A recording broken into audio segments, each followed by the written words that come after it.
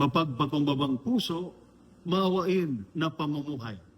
Ito po ang salita ng Diyos, ang ating gabay. Magandang araw po sa inyong lahat, lalo na sa ating mga sundalo, police, Coast Guard, firefighter, jail officer, at lahat ng nasa serbisyo at sa inyong mga pamilya. Ngayon po ay Monday, March 2, 2026, ng ikalawang linggo ng Kwaresma. At ang ating mga pagbasa mula sa banal na kasulatan sa araw na ito ay nagpapaalala sa atin ng mapagpakumbabang puso at maawain na pamumuhay.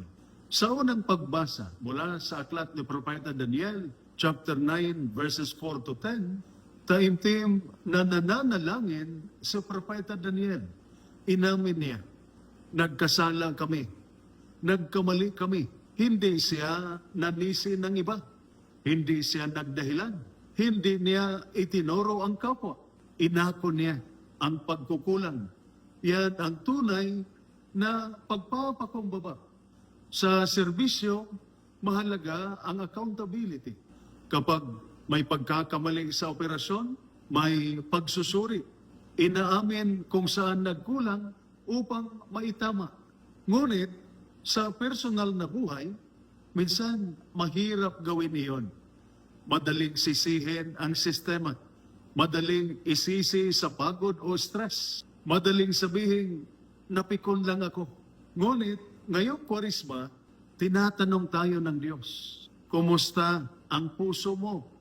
May mga salitang, nakasakit ba tayo sa ating pamilya? May galit ba tayong kinikimkim sa kasamahan? May pagmamataas ba tayong hindi napapansin? Bago natin hilingin sa Diyos na baguhin ang mundo, inaanyayahan niya tayong baguhin muna ang ating sarili. At ang pagpapakumbaba ang simula ng pagbabago.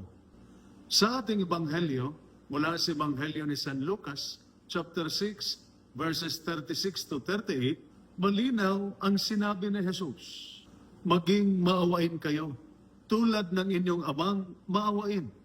At idinagdag niya, huwag manghusga, huwag magparusa agad, magpatawad, magbigay.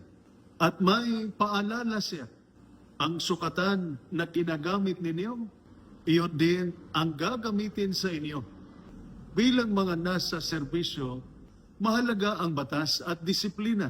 Kailangan ang kaayusan at katarungan. Ngunit ang pagiging maawain ay hindi kahinaan. Hindi ibig sabihin nito na palampasin ang mali.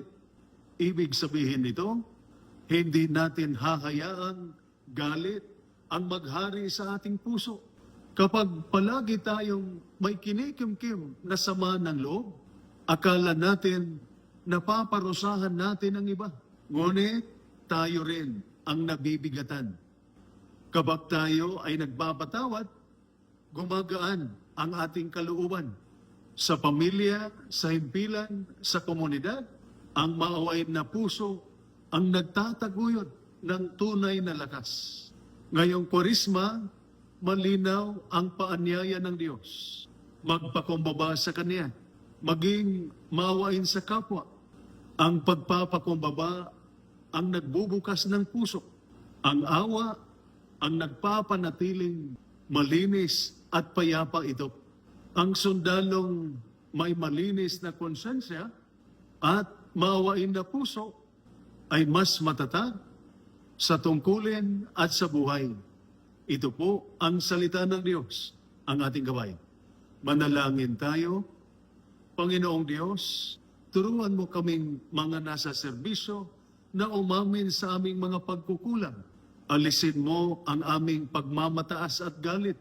Bigyan mo kami ng pusong maawain sa aming pamilya, sa aming mga kasamahan, at sa aming kapwa.